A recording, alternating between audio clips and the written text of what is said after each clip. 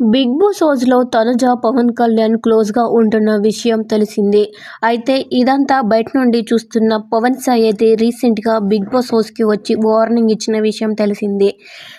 Arjun Reddy dialogue గుర్తుందా అని నాగార్జున అన్న వెంటనే పవన్ సాయి అది నా పిల్ల అని డైలాగ్ కొట్టడం అయితే వైరల్ అవుతూ వస్తూ ఉంది. అంతేకాకుండా మామ చూసుకో అని భరణికి చెప్పడం ఇదంతా ఇంకా పవన్ సాయి, తనుజ లవ్‌లో ఉన్నారని అర్థమవుతూ ఉంది. ఇక తనుజ కూడా నా కోసం ఒక ప్రాణం వెయిట్ చేస్తూ ఉంది. నాకు లవర్ ఉన్నాడు అంటూ బిగ్ బాస్ హౌస్‌లో చెప్పుకుంటూ రావడం జరిగింది ఇమాన్యుయల్‌తో.